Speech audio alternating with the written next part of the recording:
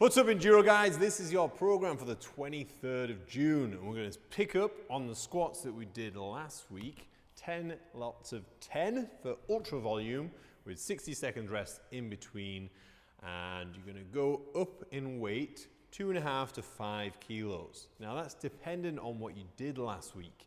Obviously, if you didn't get all 10 sets of 10 with the 60 seconds rest, then lighten the load up and make sure that you get 10 by 10 full working sets before you start adding on weight. So back squats, as always, stay safe. The load shouldn't be massive, but because of the volume, you will start getting fatigued. So make sure that as you squat, you get into the full depth that you're capable of safely. Driving out the bottom, staying nice and braced through your midline, and trying not to overextend or curve your hips under at the bottom. And that's that for part A. Part B is going to be single leg deadlifts with a bar this time. So we did some last week, should have been reasonably easy, but for some extra balance, we're going to go with a bar. We're going to go 12 to 15 each leg with a little bit of rest in between. So cautious when you pick the bar up from the ground. You don't have to go all the way down and touch the ground if you feel your mobility is lacking. It's just important then to put the weight through a stretched hamstring and glute. Because it's a bar now, as you can see, it's a little bit less stable. If you find that the stability is so much of an issue you don't get the benefit of the movement, then plant your back foot on the ball of the foot here and lean forwards, changing the angle. So I'll show you on this side. Changing the angle of your hip, so your tummy is coming down to your thigh. You're doing a change of angle in the hip here and standing up just with a little bit of stability through the ball of your back foot. Much like when we did death marches quite a few weeks ago, if you did those, similar kind of movement. And then that way you can put some load through without worrying about falling over. And then part C, an intensity finisher. It's going to be every 2 minutes for a total of 10 rounds. So it's going to be a 20-minute workout, 200-meter sprint. So that's 200 meters as quickly as you can, and then rest the remaining time. If you're not keen on running, I would certainly suggest running if you can, but if you're not keen on running, then you do 40-second assault bike, row, or ski in that order of preference. And that's it for day one. Day two is a nice burner of a workout. I'm going to give you 30 minutes on a time cap, which should be enough depending on how fast you're moving. It's going to be a 100-meter run, 6 burpees, 10 calorie bike, 6 burpees, no rest between rounds. So the purpose of this is to be at a steady but high pace with not too much fluctuation on that upper level of effort.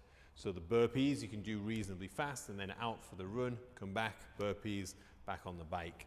Now, the running and the bike, they are totally optional. I would prefer if you did the run and a bike, but you could, say, do a ski and a row or a turbo trainer, probably for about 40 seconds. So alternate if you don't have access to a bike and you don't particularly like running. Well, no one really likes running, but you know what I mean. If you've got some kind of injury or niggle that will stop you from running.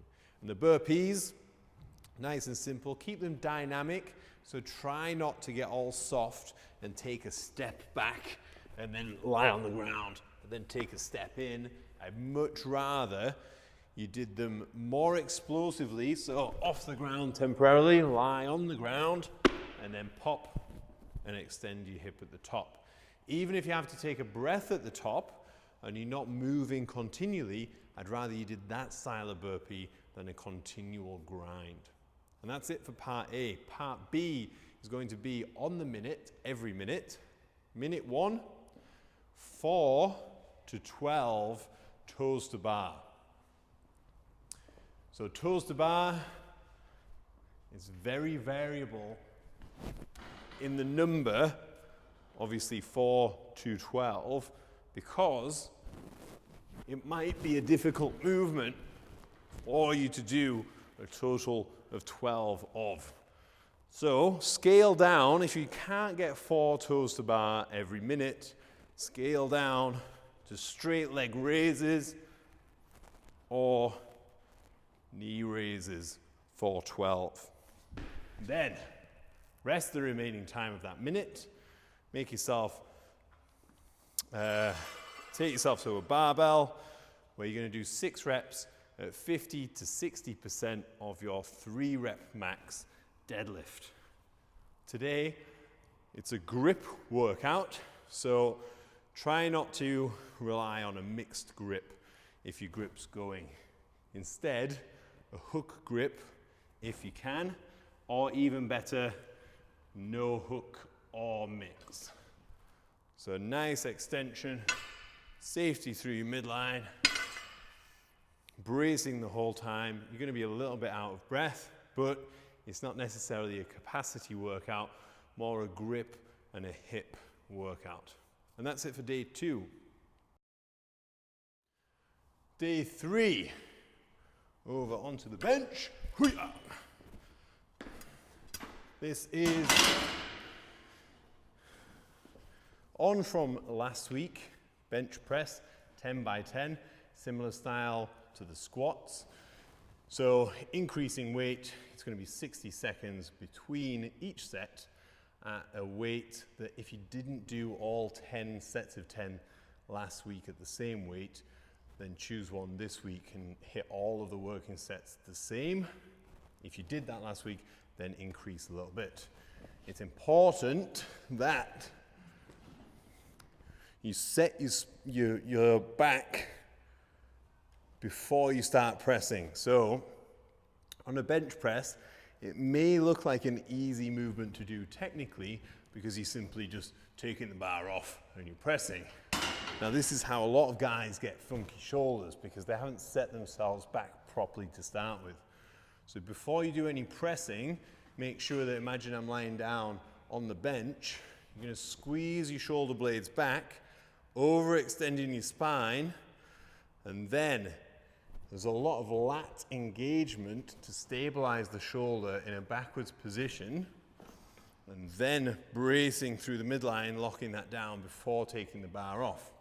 So a good way to do that is to set the bar near the edge, give yourself a little pull, set your shoulders backwards, so shoulder blades together, and then take the bar off, locking down your core and midline, and then everything's braced through my shoulder to touch and drive nice and safely. And an additional point that may help set that shoulder is if while you're pressing the bar, you can twist and feel some pressure on the inside of your thumb, and that'll set everything in that externally rotated position through your shoulder, which will be nice and safe and effective. And that's it for part A, day 3. We're going to move on to part B, which all the bars are taken, look. We're going to do a max effort set of pull-ups. So chin over bar, nice and strict. If you can't do 5, then make sure that you scale that movement down with some bands or use a lat pull down machine. So 5 as a minimum, moving straight onto, it's programmed as ring rows, but I know not everyone has rings, and if you want to mix it up a little bit, you can do a supinated row because you'll have your bench press station set up. So it's underneath, just changing the angle of the pull, and so nicely braced, pulling chest to the bar. So this is a nice one just to mix up. So you've done pull up into supinated row or ring row, as many as you can on the pull up, 12 to 15 on the row, and then rest 2 minutes, do that 5 times round. Then this is a very upper body focused day, you're going to be moving on to 30 rounds for time of a dumbbell workout. So, challenge on. Try not to let go of the dumbbells whatsoever during this workout. It's 30 rounds as quickly as you can. You're going to put the dumbbells on the floor. You're going to row right, row left 2 times. Stand up and then clean to the shoulder. Jerk overhead 2 times. That's 1 round. Continue for 30 rounds total.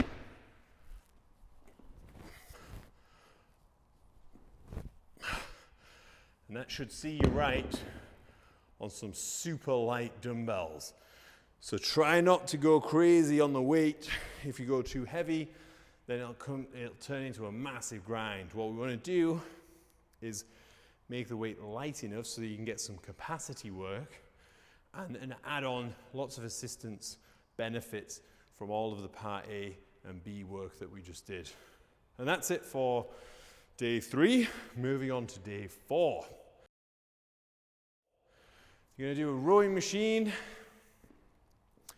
sit-ups, air squats, and Russian twists. So the numbers are 100, 75, 50, and 25. That's calories on the rowing machine. I would love it if you did the rower and you didn't choose another piece on this, because it's going to be a hip opening movement. So once you've done the 100 calorie row, you're going to do 100 sit-ups with the soles of your feet together, touching your toes, touching behind you. 100 sit-ups, then 100 air squats. Nice depth, brace through the middle, and 100 Russian twists. So you can use one of these 10 kilo dumbbells. That would be absolutely great. Then 75 of each, 50 of each, 25 of each, then you're done. So during this week, it would be really good if you could keep up with your mobility in addition to this work. So use the mobility screening sheet and video. Identify some areas that you need to work on, but please keep up on it, especially with day 3, with the upper body day. If you've got any funkiness in your shoulders or any tension, it'd be really good to warm up those parts specifically for your needs before you start that, but also afterwards and during the week, just to stop any additional tension that might accumulate from quite a lot of this volume and strength work that we're doing. And that's that. So, as always, any questions, send them over. Any feedback at all, we'd gladly hear it, because we're always trying to work at creating a better service. It's kind of slowed a little bit with the content. We promised that we're going to create some warm-up videos for you and some more stuff, but we're currently working on a new website which will be released on the 1st of October. Before then, you will probably get to see most of the content that we'll be putting on there. So any requests for content, then please send it over. And before I ramble on anymore, happy gymming, happy riding. I'll see you next week. Peace.